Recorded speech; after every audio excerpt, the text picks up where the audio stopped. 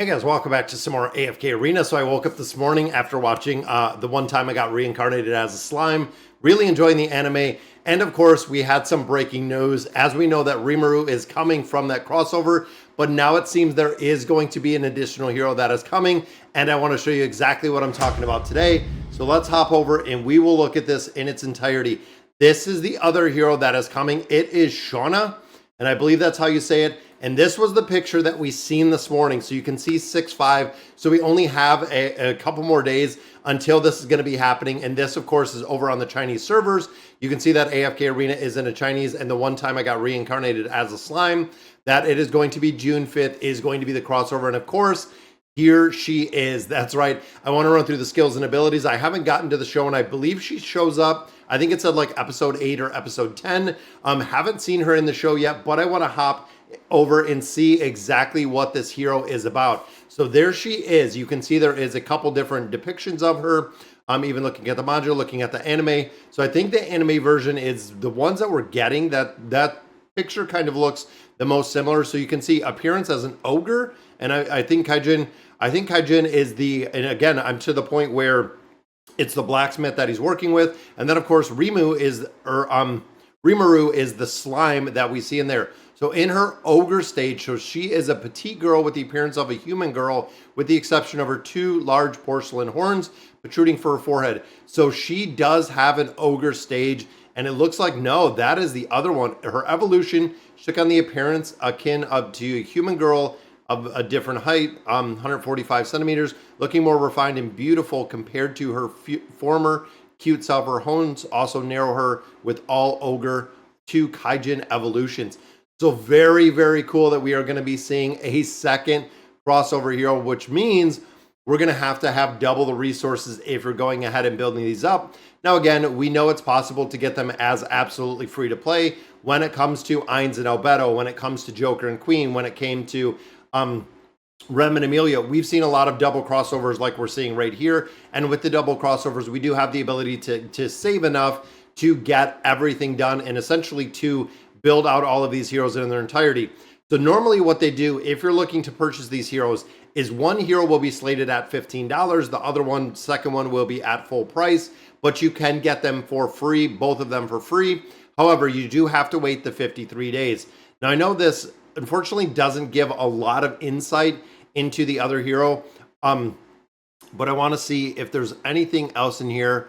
Main service in the Rimuru Tempest after being named by them. Now, of course, Rimuru, one of the abilities that Rimuru does have is naming people. So naming gives them power in this anime. And of course, he named the Dracona of Veldora Tempest. Then that's where Rimuru got Tempest. That was the name that they have. And as you can see, now it seems like it's going to different heroes at this point. And I want to see if we can see abilities and gear. This is what I was kind of wondering what we could get into with here. The abilities and gear, just looking at some of the ultimates, and unfortunately most of it is in Chinese, but looking here, the ultimate skill, the Shrine Maiden of Guidance, extra skills, magic power, perception, majestic malice, perception, multi-layer barrier, spatial motion. I'm wondering if this hero is going to come over as like a support hero, which would be kind of interesting because these are the current skills that the hero possesses. And then, of course, we have the former skills in here as well. And that really depends on what they transform into. So again, it's going to be interesting. There is a lot of magic in here. Right here, the barrier magic, the anti-magic area, alignment field, recovery magic. So it does almost seem like it is more towards a support hero, because even looking down here, a Holy Bell, Holy Field, it seems, again, resurrection right there. That would be insane if they gave her the ability to resurrect fallen heroes on there. Wow, that would be an absolute game changer into AFK Arena if they brought in a hero that could essentially have the ability of what Taylene does to resurrect herself, or Matria, but ultimately being able to resurrect other heroes. Now, of course, looking at the story, I want to see, because I remember the orc battle, or I think it's the goblins. I don't think we've gotten to the village of where they fight the orcs. I'm at the goblins. I seen a lot. Now they're in town. He was looking for someone to essentially help. And then, of course, the Demon Lord, we're going to have to see exactly what it looks like in this anime. And then the relationships between them. I want to see. So there is Rimuru. So there's Rimuru. Like the other members of her kind, when they were ogres, and I'm not sure if it's Shuna, was initially suspected and wary of Rimuru when they first met. However, she became first to trust him, seeing his capabilities and pacifist nature. After being named, and again, that is one of the skills that Rimuru is going to possess, the ability to name individuals. Shuna became very affectionate and dedicated towards Rimuru. She enjoys depending on him and will compete with others, particularly Shino, for his attention and affection. So it seems like it's a little bit more of a love interest because of the princess upbringing and sense of elegance. She is often more a secretary to Rimuru than Shino while dealing with negotiations and other affairs. So of course we haven't seen Shino, and I don't think Shino is the other one. I don't think there's going to be a third, but we have two that are going to be coming, guys. Again, that is incredibly cool to see. And of course, when I woke up and I seen this morning, I was like, wow, there is a second one. So literally Discord was lit up this morning because of this image that was shared over there. So very cool to see we have a double dimensional hero, and very cool to see again that it is going to be coming down the pipeline very soon, which means, of course, thinking of the AFK side of it in AFK Arena, that means we need resources for 2 heroes. So not only did we need the resources for essentially 5 heroes when it came to the Draconic heroes and building these out in their entirety, but now we need the resources for another 2 heroes that are going to be the dimensional heroes, which means looking at your emblems of space, looking at a couple different things in AFK Arena, you're going to have to make sure that you're farming like mad. Guys, that you're farming pretty much everything that you can, including getting those emblems of space. I've been farming these out of the labyrinth for an incredible amount of time.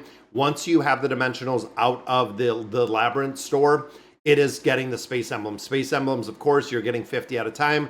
We're up to 550 here, which means I should be almost able to build both of them to a plus 30 signature item upon release just with those space emblems, which again is the reason why we have been focusing on those, and we have been really grinding them out of the labyrinth store. And even here, we're a little bit shy of getting some more of the space emblems. And you also notice that I bought Wukong again, but looking at the amount of space emblems that we have in here, now take it with a very cautious, because ultimately, if you are free to play, if you are using resources to get these heroes, you want to make sure that you don't spend your resources.